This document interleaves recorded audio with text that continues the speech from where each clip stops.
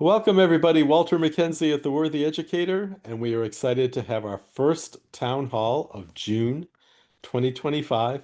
And tonight we're going to be talking about skills educators need to be advocates. Before we get into the conversation, we have some standard boilerplate I like to say at the top of the hour. First of all, our town halls are a safe place for educators to come together. We are nonpartisan. We do not push conspiracy theories. We're not alarmist. And we deal in facts. So the idea is that we build constructive strategies that everybody can walk away with and feel like they've had benefit from participating tonight.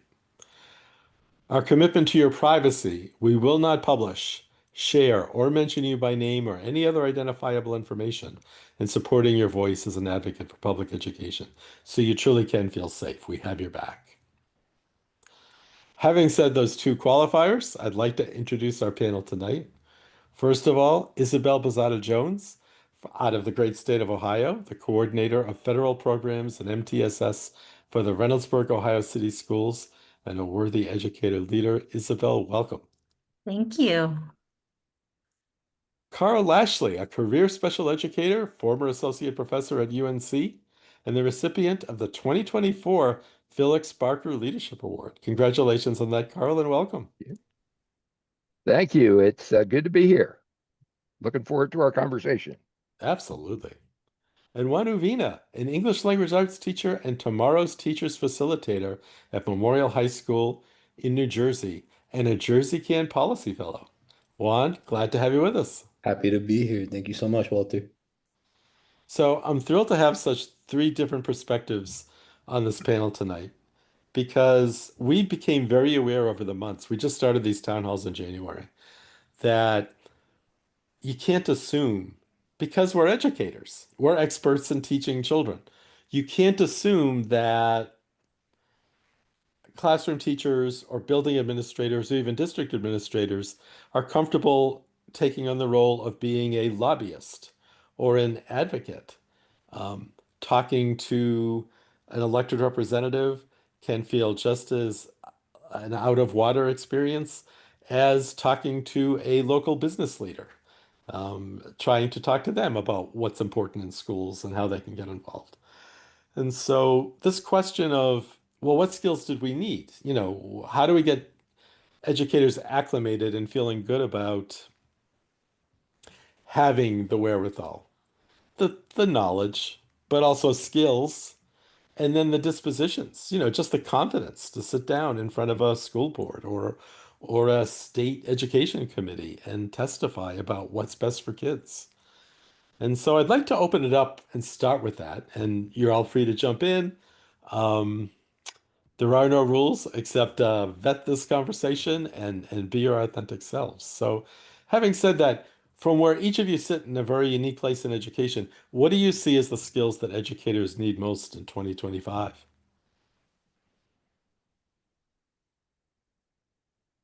So I am currently in central office. I'm going into my fifth year in central office, but before that, I worked for our state teachers union, and I was a elementary teacher.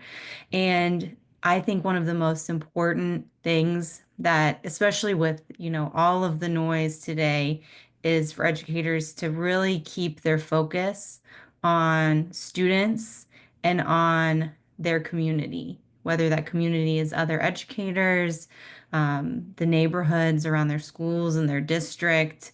But when we really truly stick to our expertise, what we know is best practice, and use that as a ground to learn more about systems, to communicate, to advocate, um, I've found that it's a lot easier, Ohio, very red state, to have conversations that reach, across the aisle and really get to the heart of why we're doing what we're doing.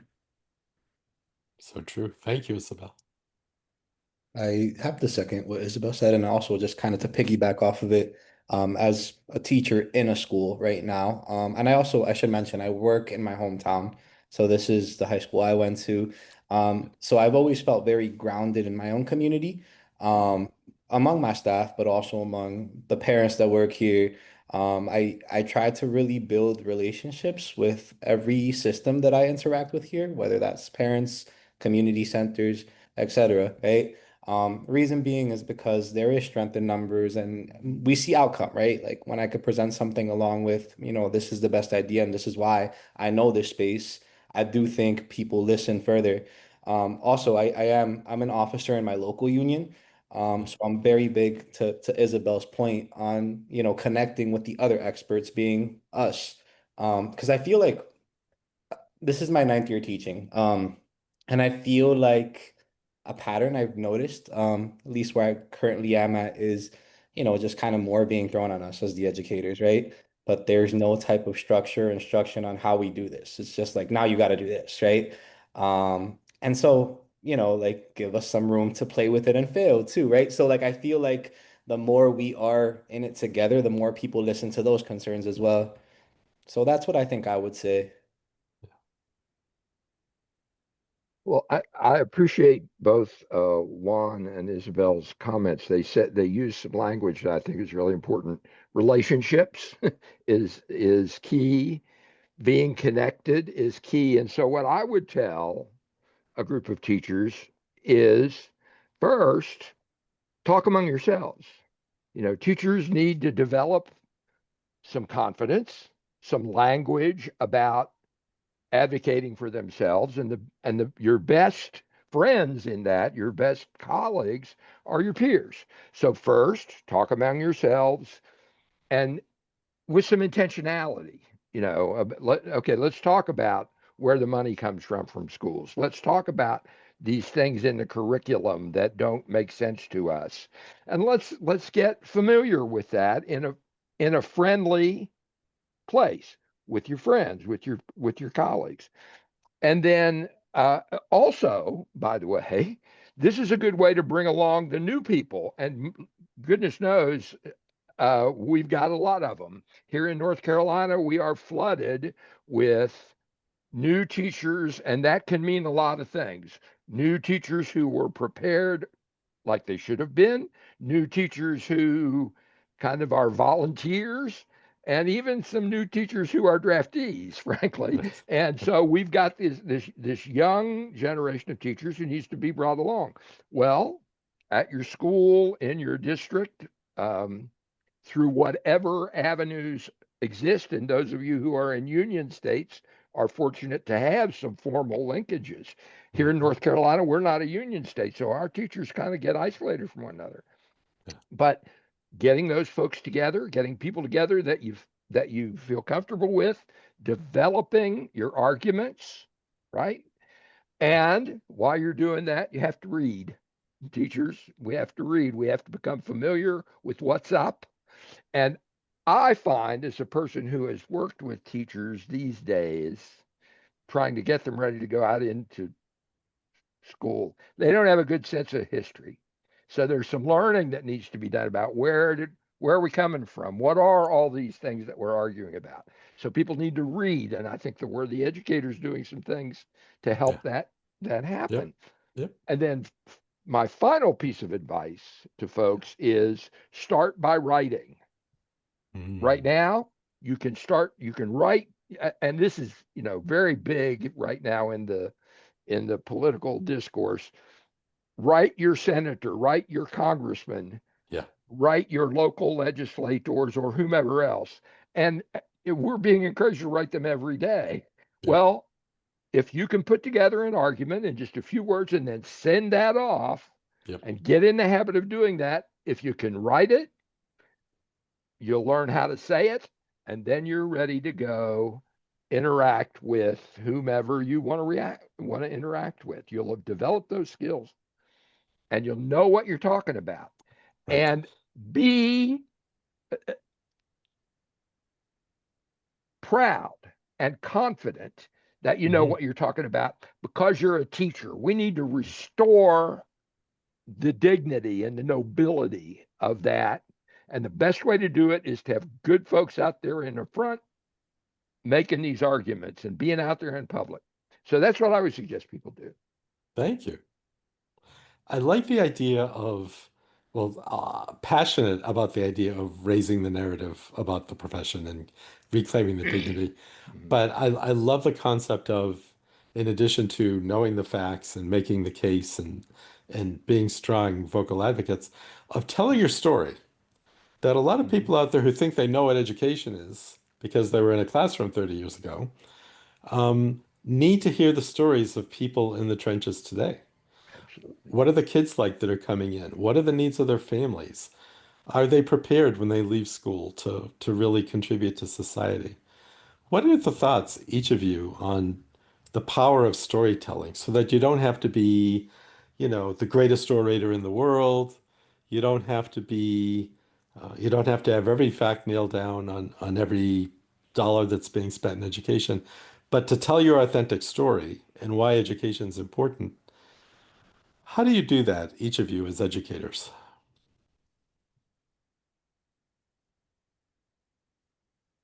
I definitely think it's also important, Walter. Yeah, I'm pretty transparent with everything I do, and I feel like I put my positionality in everything. So hmm I'm also in like a doctoral program right now.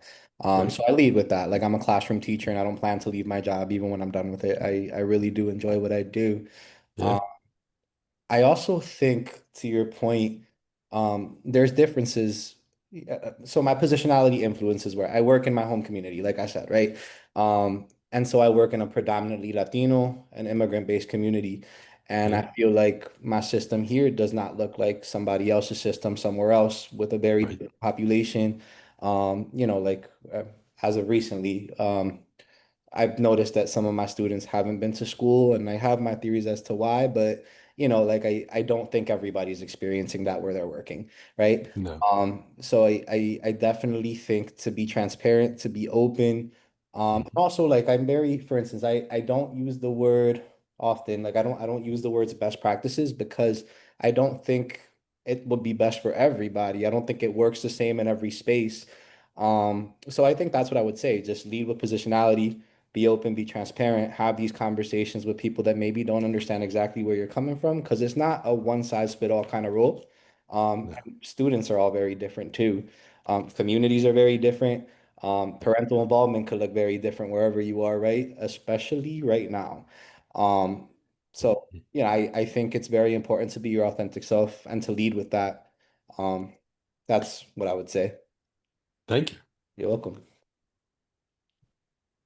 I think that every single one of us is uniquely positioned to share our very specific world experience, to help people understand this big, beautiful, messy system that we're all operating within.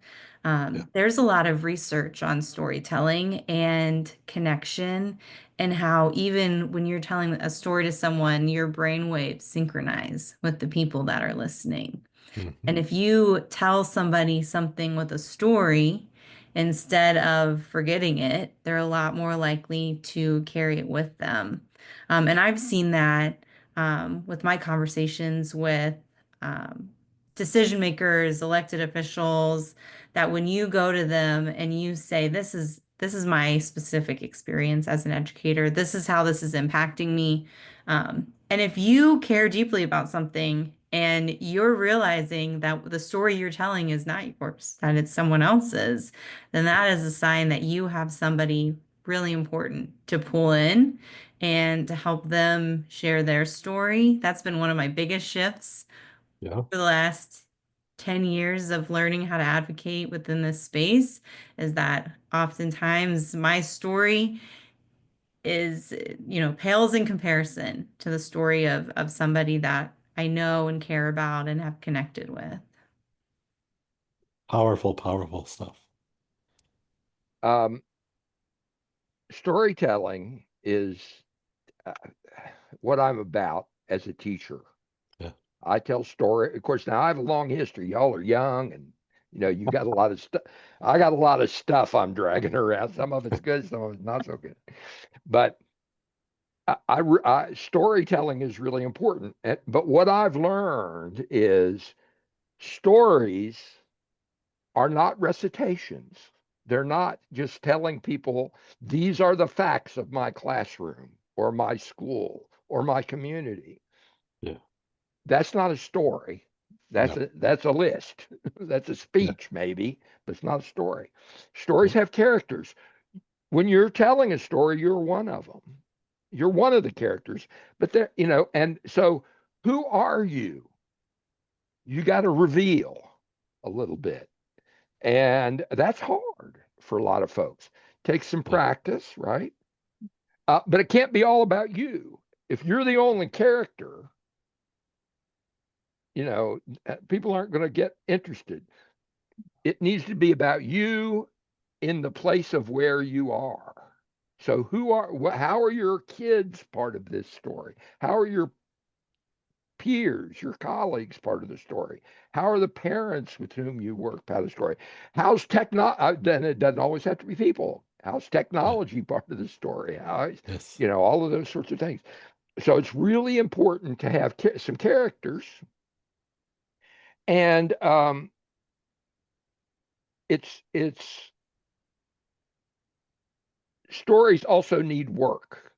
It's pretty Mm. easy to get up and stand in front of people and just talk, Yeah. but that's not storytelling. Storytelling there's some spontaneity that can be good, but there Hmm. also needs to be some practice. So, people need to figure out, who are you in the place where you are as a teacher?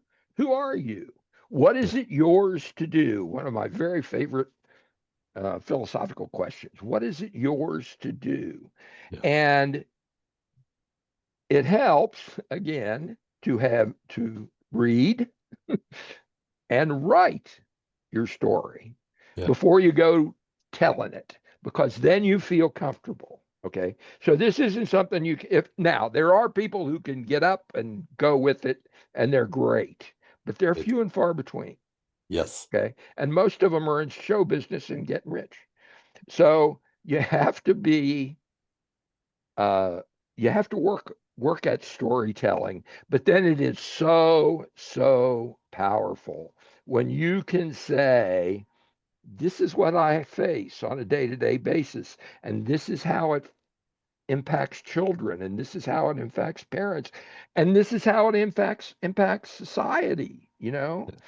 Part of the reason we have a problem with the electorate, part of the reason that a third of people who are eligible to vote don't vote. Yeah. Why? Because they don't know about those sorts of things. And here's an example. My whole career was based in working with poor um, families and poor and economically disadvantaged schools. Yeah. And it was really important to relate to those folks in a storytelling way. Lecturing them didn't do any good. You had to Yeah. learn to sit and tell stories with them. And it was Yeah. very powerful. And so it takes some work, but everybody's got stories that are Yes. really useful Yeah. in taking this project forward. And I think something really important on that point is one of the most important people in your story is the other human that you're telling the story to. Oh, absolutely. So when I worked for our state teachers union, one of my jobs was to figure out who in our membership, which teachers would go and testify on different pieces of legislation. Yeah. And being able to, tell our lobbyists, this is happening in your district is much different than getting a teacher from that district that, lives that experience every single day to sit down and have a conversation with their legislator or, working on a levy campaign. It's so much better, to have somebody who knows, the person three doors down that is not, in support of the levy and can go have a conversation with them person to person. Um, especially if you're storytelling to try and move the needle for kids and for educators and for communities, knowing the other person's or the other group's stake in the story is where I think the magic starts to happen. And that's where relationships are built. Carl was saying relationships. It's when you can share your story and it resonates with other people, you create a bond there so Mhm. that when there is agreement or disagreement on an issue, there's already a context set. And it doesn't have to be politicized. It doesn't have to be polarizing. It can be, oh, this is the person I know who has a great story, and I know that story. So I know where they're coming from. And it's Mhm. okay that this may get a little contentious. We have an understanding about why we're all here. Yeah. And in the same vein, I was talking to Tanguy Dulac this morning. He's an expert in the future of work out of Geneva, Switzerland. It's just magic that I've crossed paths with this man. And he was talking about skills in the workplace, and I was comparing with him, what does this mean for schools? What is this? What are these new competencies moving forward for schools of the future? And these are things like empathy, relationships, um, emotional well-being. These are the things that um, children now, as they become adults and enter society, value, need, and look for. And when you're able to tell that story and from the heart and touch their heart in a compelling way, then that sets the basis for all of these things that, if we're being completely honest, have not been the wheelhouse of public education in the industrial age. It's just those things were either taken care of at home or taken care of in other agencies.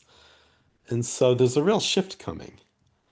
And all that to say, and what I hear each of you saying is, so part of this advocacy work is to keep those competencies in mind. These are the things that are going to be important moving forward in American society and in Geneva, Switzerland, and I'm sure worldwide. There's just huge changes happening. Well, Walter, can I ask a quick question to the three of you? I'm curious. Please. So I've only been a classroom teacher as a professional, but you've all been in different roles, and I'm wondering how advocacy has looked different for you in each of these roles. And that's Ah, to anybody that wants to answer. that's a great question. Hmm. Yeah. Well, for me, I was a professor. So Yeah. people thought that I knew what I was talking about just because I had that title. Right. Now, I'll tell you a little secret. I don't always know what I'm talking about. I get in over my head just like everybody else. And I know a lot about some things, but I don't know very much about some others. So for me, there was some sort of instant credibility because I'm a professor, right? This is Carl Lashley. He's a professor at UNC Greensboro. But you still have to be a storyteller. You Yeah. can't rely on that. Well, now, on those facts of the matter, those appeals to policy, those, that sort of stuff. You still got to be a human being and relate to people human to human, not professor to board member or professor to principal or Yeah. professor to legislator in my case. Okay. It's still a human to human um, relationship. Yeah. And, or you might as well just give them a paper, give them a Right. white paper and let them ignore it. Uh, but then you're on the record as having said, here are all the things I know about this, but it's not very meaningful. So No. even though you hold a role, whether it's union rep or uh, a person who's just coming right out of the classroom, you have to take that step into human being, talking Yeah. about something I care about that's really important, not only to me, but to the world we live in. And when you can do that, then you can be you can make a good argument and hope that your advocacy will turn out well. Yeah. Thank you. I think for me, the biggest shift in my thinking from teaching to union work to now being an administrator in central office is there's a lot more gray area than I realized. When I was a teacher, and part of this was also I left teaching when I was still pretty young. So I think part of this is just like being a little bit older, is I felt like I had some real absolute opinions. And I would get up and I would testify and I would write and I would, march and I would get people to sign petitions. I would do whatever needed to be done. And then COVID happened. And then I ended up back in my former school district on kind of the other side. And I started to realize that there were a lot, of other factors that I might not be considering. So I've reoriented myself where always, no matter what, back then, today, the most important thing is students and the people that care about them, whether that's teachers or their families or their neighbors. And beyond that, I am a lot more open-minded than I used to be. My first couple years in central office, almost every single one of my proposals I put forward got shot down. And it's because I don't think I had the full understanding of all of the money and the competing priorities and all the power players. And like, I'm finally to the point where by the time I put something forward, I pretty much usually know that it's going to go through and that it's going to be able to make an impact on kids. But I also change my mind like every day. I am open to my mind and my heart being changed as long as it comes back to what is good for kids. And I was always like that, but I think when I was in the classroom, I had like the blessing and maybe, the limited perspective. And again, also being very young, Yes. of thinking that I knew the absolute answer and that that was what I was going to fight for. Think I really identify with that, Isabel. And as a classroom teacher, I was very much a child advocate, and I would just go to bat for those kids. Nothing else mattered. I went to the building principal. I went all the way up to the superintendent, and I would go to bat for those kids. And you really don't know. It's Mhm. right. wonderful to be that advocate. But by the time I was at the district level, like assistant soup, the perspective shifts because you realize there's so many different sources of input. And that's Mhm. just in district. Then there's all the stakeholders out in the community. And you become a lot more inclusive and a lot more strategic.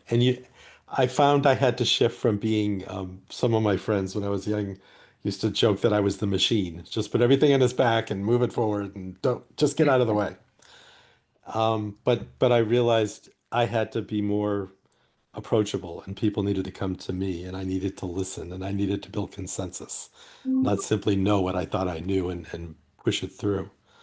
So it's a fascinating question, Juan. Was there a reason you asked? What's your perspective in all of this?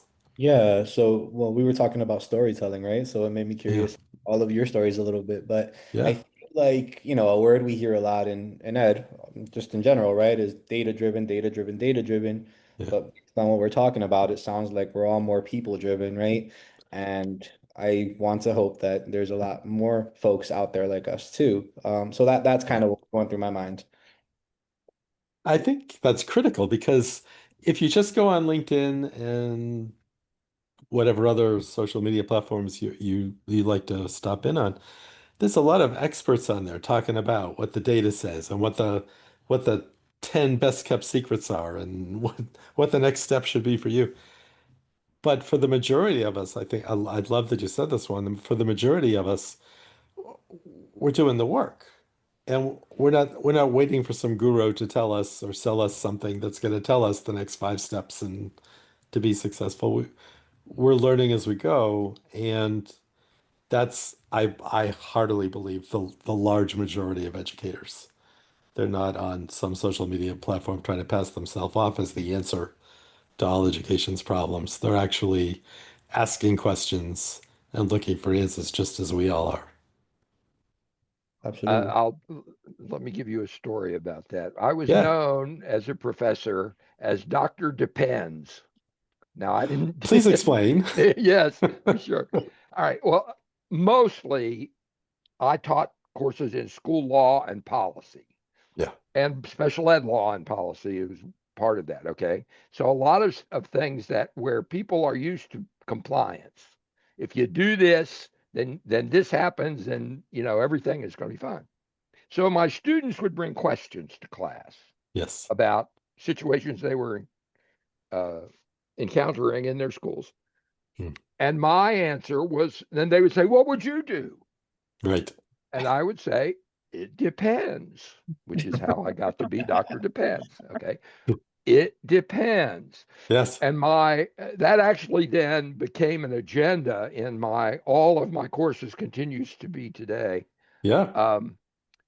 Because you have to learn not only the facts of the matter, the compliance issues and how the law works and all that, but Hmm. you have to also learn all about the politics of it and what the culture is where the situation is occurring and who the players are. And it all depends. There are Yes. no clear answers. So No. if I finally got my students who were going to become administrators Yeah. to understand things like it depends, ambiguity, Mm. flexibility, fluidity, those sorts of things, I felt I was successful in doing that. But see, that's where storytelling is so valuable, because Yes. in stories, a set of facts is not going to answer the question. It's No. about people. And that makes the point, I think. Thank you. So in discussing all these skills, and they are not soft skills. I understand that there's a jargon that some of these things are soft skills, but they're becoming critical skills. Um, in hashing things over among the four of us, considering developing modules that would help educators acquire skills and knowledge and the right outlook. These were the 10 sets and topics that we identified. I'll put them in the chat box, but also just kind of talk through them. First module, educators as influencers. We'll be talking about that tonight. And then education as a democratic institution, which is huge right now. Then the Federal Department of Education, just knowing those programs and how so many of us have been in the profession a while. We just always think they're going to be there, and we're learning that isn't necessarily the case. Supporting legislation, advocating for policy, funding federal, state, and local levels. Unless you've been in central office, that all may be mysterious voodoo to Oh, you. You know, how does all that happen? Building a network. Okay, you've got all the nuts and bolts down. How do you go out there and bring your people together and start to say, let's get something done? Contacting elected representatives, which is a biggie. It's a big step, but for those of us who have done it, once you cross over, it feels really good. It really feels like you're empowered. And then writing and calling campaigns. How do you get others to send in letters, call offices, and add volume? Because mhm. especially in the offices of elected officials, they pay attention to all of that very carefully. So looking at those 10 all in one place and having the discussion we're having, how do those strike you tonight as we're getting ready to launch the first couple of modules?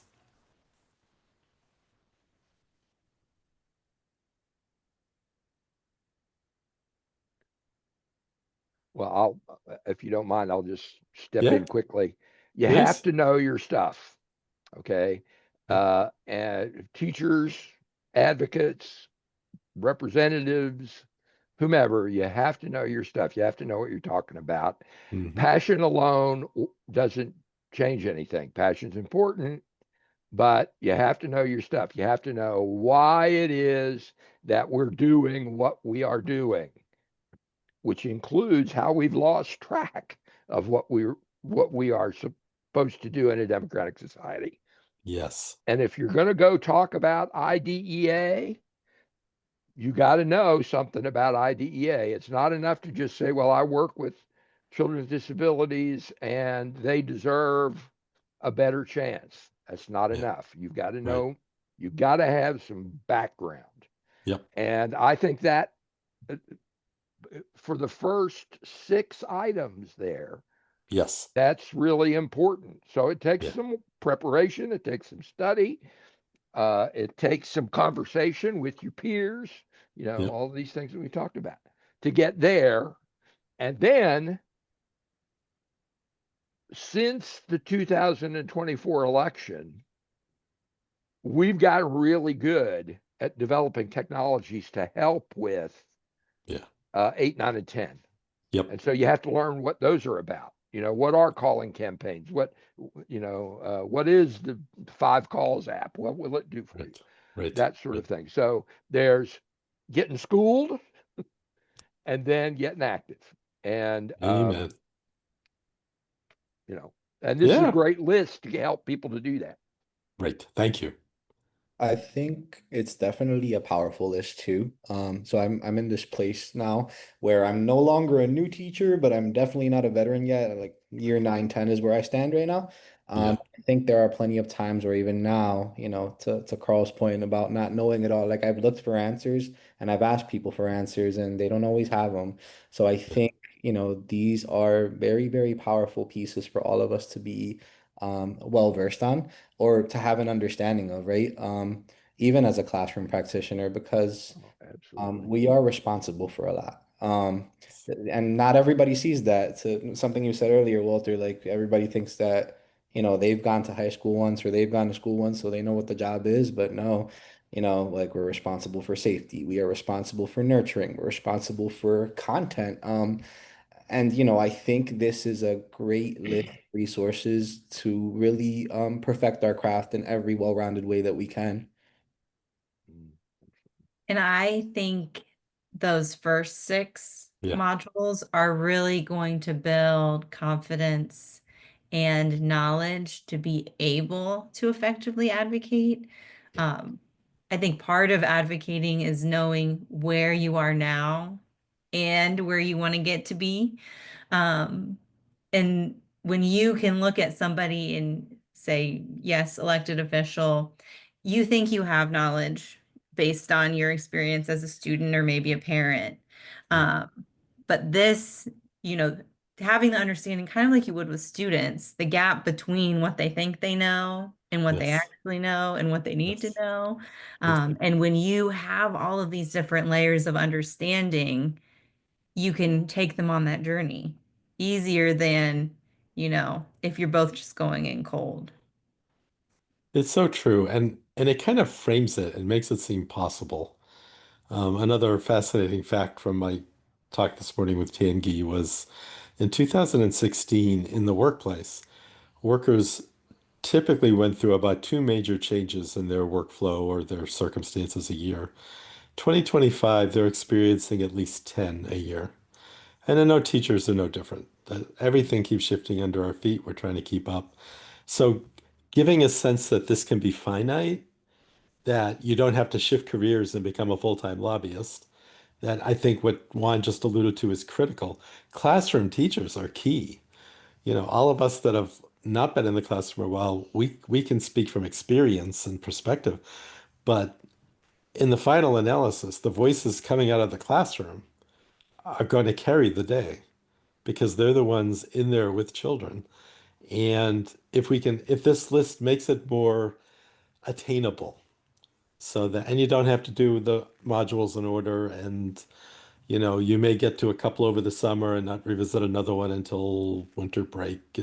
I know life is crazy, but maybe it helps it seem a little more realizable that we made the list kind of logical and sequential, practical skills, and then kind of those last 4, how you get active, how you really make the work happen. Yeah. So, One of the things I like about the way this is put together yeah, is that this gives people an opportunity to be teachers.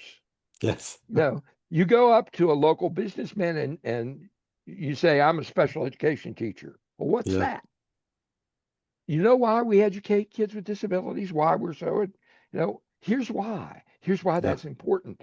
Here's why testing is a problem. right. Uh, if you think it's a problem, I happen to think it's a problem. Yeah, Okay, here's why, and knowing why we do some of the things we do, knowing what the factors are and why we can't get people to be teachers anymore. It's not just money, no, right? It's not even, and let's see, New Jersey and Ohio, you're mhm, further up the ranking order than we are here And well, as a matter of fact, New Jersey, you're way high up on the pecking order in salaries. Yeah. But it's not just money. No. It's, there's a whole lot to it. Explaining that from a teacher's point of view. Okay, here's what I do every day, and this is why I do it. And Right. yeah, I love children. Yeah, okay, Yep. fine. Yep. I do, but there's a bigger reason. Yes. And That you made me feeds that. smile because at the last town hall, Jeff Charbonneau out of Washington State kicked off the whole thing by saying, when I advocate, I'm teaching. I'm teaching my Hmm. staff, I'm teaching my superintendent, I teach my representatives. I'm always a teacher. And it was such a powerful way to kick off that conversation Absolutely. because if we all understand that and we're all comfortable being teachers, then everything else flows more from our skill set. It's Yeah. not that we have to have a whole different set of skills to do this. Yeah. And your skill set speaks in those situations through your heart, which Yes. is where you make the difference. That's Yes. where relationships are, right? So when you can Amen. do that, it's very powerful, very powerful. Truly is. Truly is. So I'm going to go ahead, and we don't usually do this on town halls, but tonight, because we're unveiling modules, we will. I'm going to go ahead and share the screen so we can take a look at the first two modules that we're launching tonight. And so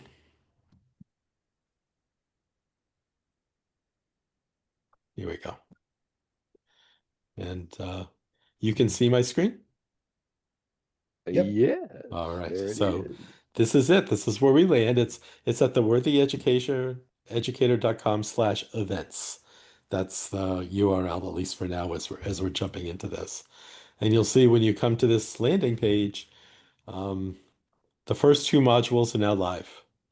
And I will say, for those of you who are listening or watching in the recording, um, this is set up as a content management system built into the Worthy Educator site. So you're not going to a third party, and everything that we do here is in-house and we're all family. So it stays here. Um, but because it's a CMS, it does track your progress so that we're able to support you. And so it'll ask you to sign in. I'm already signed in. You can see in the upper right-hand corner my little uh, avatar there. But if you're not, and you click on begin to any of the modules, the first thing it'll say is sign up to the Worthy Educator if you haven't signed up before, or log in. Either way, it's just your name and your email address and your name. So we're not asking for a lot of information on you, and doesn't take you 10 minutes to sign up. 30 seconds, you're signed up, and then you're in. And once you're in, when you select a module,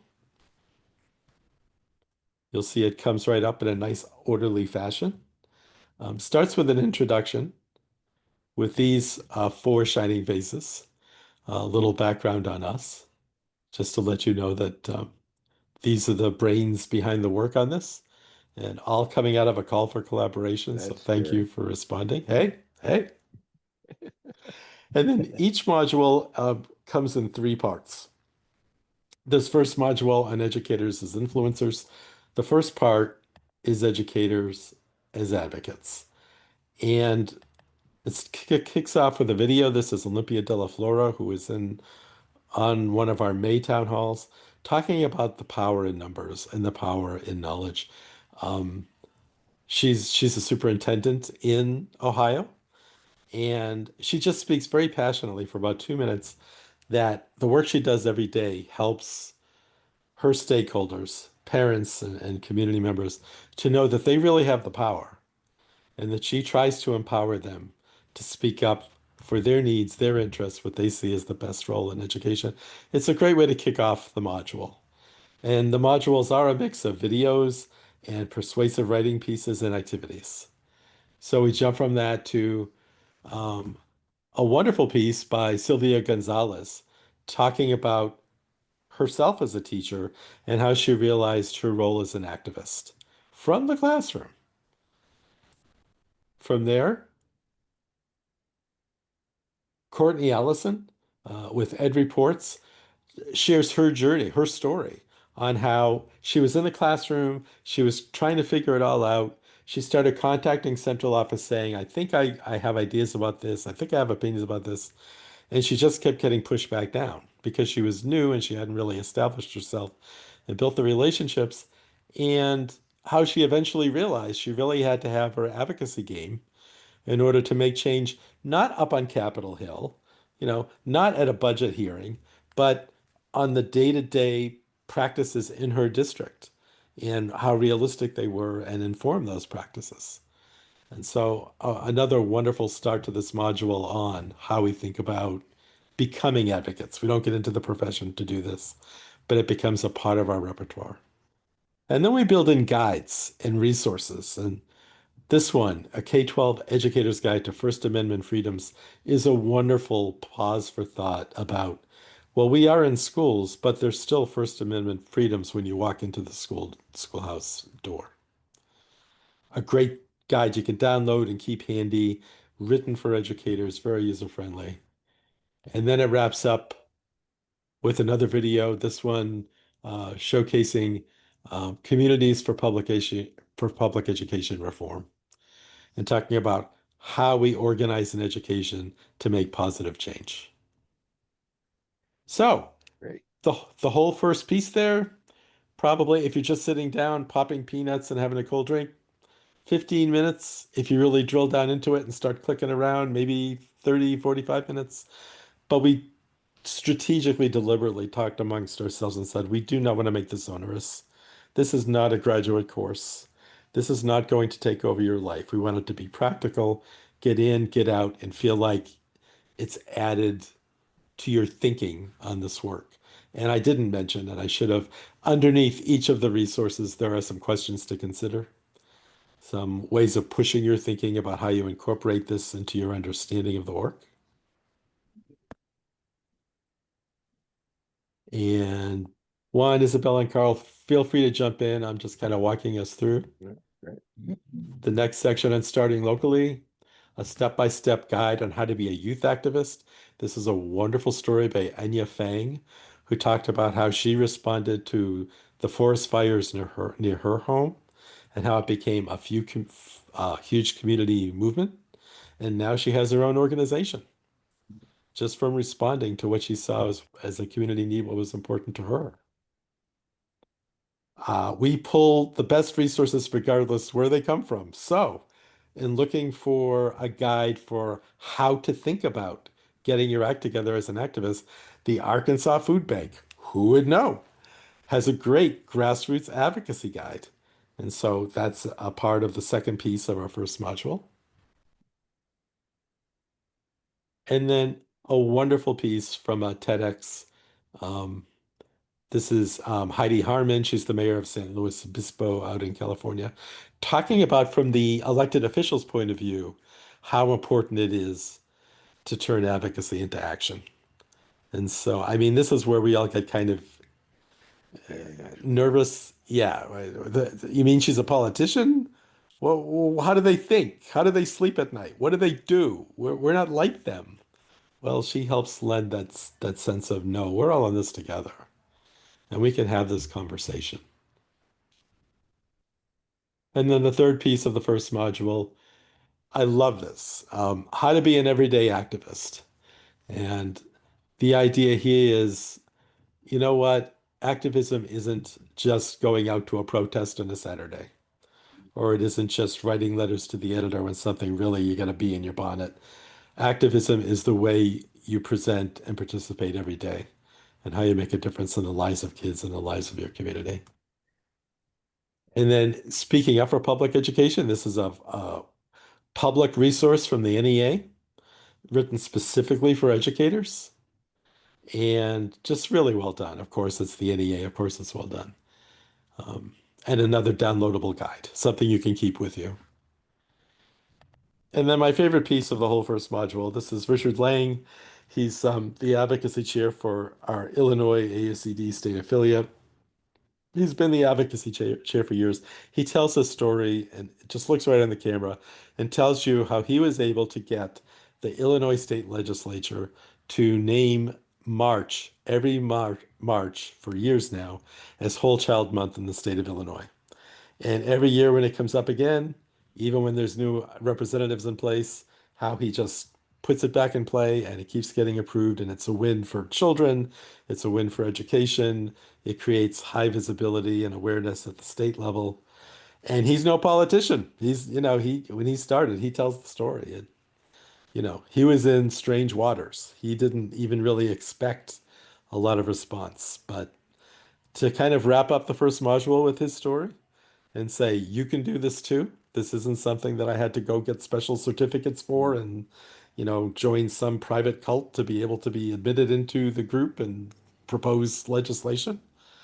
And it was such a great idea that he said even when the representatives changed after elections, they came looking for him because they heard that this was something that was in place and they wanted to get behind it. It's a win for everybody. So Richard finishes that up, and then we have some tasks at the end of the module. Um, these are all downloadable through Google Docs. The nexus between being an educator and being an advocate, what are the cross intersections for you? Um, what is my personal outcome statement as an advocate? What will that look like? Getting everyone to sign up for our monthly advocacy alert newsletter so you're more informed about what's going on in terms of policy and legislation being passed. And then sharing your commitment. And for this piece, we have our own community on the We're the Educator and our incubators, specifically for our advocacy work. So that when you're done with the piece, or when you're asked to share ideas, it takes you straight to this place in the We're the Educator, where you can respond and then have others respond to you and help build that community of, hey, here's other ideas I haven't even thought of, or here's pushback on how to think of this differently. And so I love the fact that it's all self-contained. When we kicked this around, we looked at a bunch of different platforms. We tried to think of what's the best way to make this a positive experience for educators. They don't need to go out and learn a whole nother new system. They certainly don't need to be paying for something. They're paying for everything. Um, and when they're done, the very last click through is click here to request we verify your completion of the module. And you get your badge for that module. When you complete all 10, you receive the EDInfluencer micro-credential. Before I jump into the second module, team, any comments, any thoughts that popped in your head as we were walking through?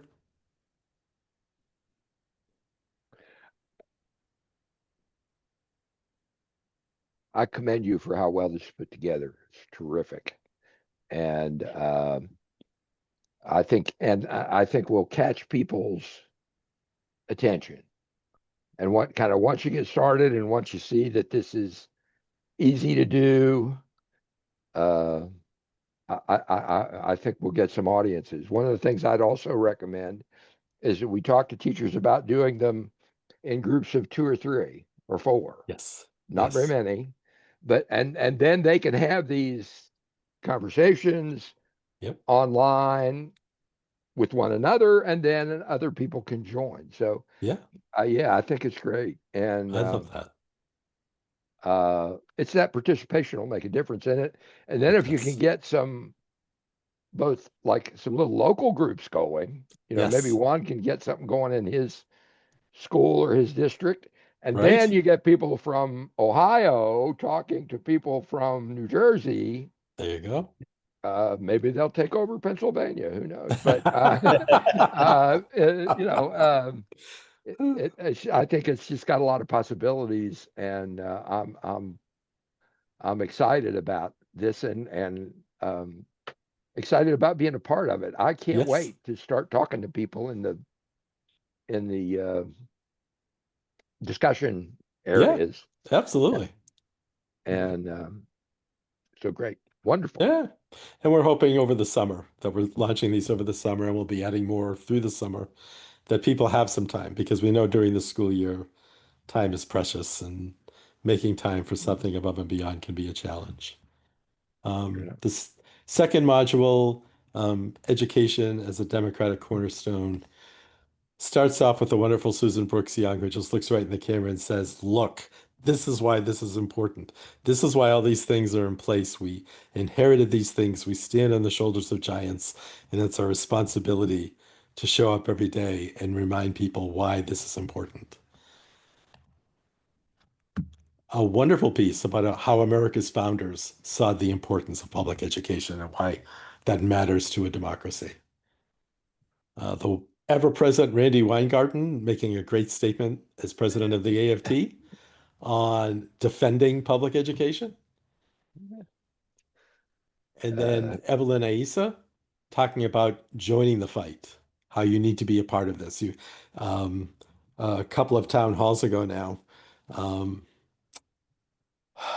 blanking out on names, Dave said, he just looked in the camera and he said, look, if you're in education, you can't just shut your door. You serve your community. You need to be a part of this. You need to make a difference in this. And then public education, the last line of defense for democracy. A wonderful piece from a school board member in Arizona. So again, adding that dimension of here's somebody who makes the policy. Here's someone who sits and receives public input. This is how they're thinking about education as the cornerstone of democracy. The second piece, Reclaiming the Mantle. Here, Joel Westheimer talks about the role of schools in democratic societies, followed up by two professors from, is it University of Arizona? Arizona State. Arizona State. Yep. Yeah. And talking about how public education and democracy go hand in hand. And then a democratic vision for public schools. This is a wonderful downloaded guide by Kent McGuire and Matt Volka. Yeah. Oh, wow. Yeah, I know. And then the third piece starts off with a Megyn Kelly piece for NBC, but a teacher in Baltimore City and how she advocates for her kids every day. And the video is awesome because it's in the classroom with this teacher and her students, showing them how important it is for them to get their education and participate in civic life and speak up for their community. Public education and a strong democracy. This is from a Partnership for the Future of Learning, provides a framework with a set of principles on how democracy and education work together. And then finally, and this was a nice way to tie it all together, Joel Berger, what does education as the cornerstone really mean? And then when it brings all that home, we have our activities. And so finding out your local policies and positions. What are your school board policies on this? What is the situation where you live and work? Four advocacy skills for teachers, looking at those and applying them to yourself. Ranking 6 education policy priorities. Sharing your commitment to public education in our discussion group with the option of, sending it to a newspaper or an online source. And then, of course, receiving your badge. So by the end of 2 modules, you've got a nice overview of what it means to be an educator advocate, and then really good background on why public education and democracy are essential to each other in order for it to continue. Yeah. Yep. So having said that, other thoughts? How do you feel looking at it now that it's live? Anyone can go in tonight and start signing up and working through. What are your thoughts? I think it's really exciting. I think, how applied it is what I love most, right? And applied to everybody. I feel like a parent leader could come in here and look at these resources as well and take a lot from them without even being in a classroom themselves. So I'm very excited to see where it goes in communities, and how people utilize it moving forward. I'm excited. I think this time of year is where we unpack some of the victories and discomforts of the school year. And I think this is a really good frame to consider what has happened and why. Well said. Yeah. I'm excited for a couple of reasons. One, I happen to have some people who I can talk to. I serve on the board of a charter school. Don't react too badly there. But I serve on the board of a charter school, and I could I'm going to ask some teachers at our school to do this. I'm going to point them at it, and I have some persuasiveness with them Yes. that'll assure that they will. I also Okay. have, I'm going to see my daughter Uh, later this week who lives in San Antonio. ah, And I'm going to just tell her she needs to do these 2 modules yeah. and give us some feedback, you know. Please. So I'm going Yes. to go out and advocate for this in that way, and you know, on Thank that you. level. Yeah. And uh, we'll see, you know, we'll see what the reaction is. We'll see what Yeah. kinds of conversation we get, and that'll help us move, you know, do even better the next time. Although these Exactly. are fantastic. The other thing I Thank you. like about this Yeah. is we start with democracy. What are Yes. schools for? Right. They are not to train workers. No. That's not what we got into this for. No. Uh, since the founders, we've known that schooling is foundational to democracy. Yep. And so that's where this starts. And I think that is just terrific. And it's a conversation that absolutely has to happen. And so I think we're going to be off to a really good start in that regard. And I couldn't be more pleased. Amen. Terrific. And if we can get these 2 launched, which we have, and then work on 3 and 4, Federal Department of Ed and supporting legislation in July, and continue to roll out, it's going to be a really strong repertoire Absolutely. of Absolutely. modules when we're done.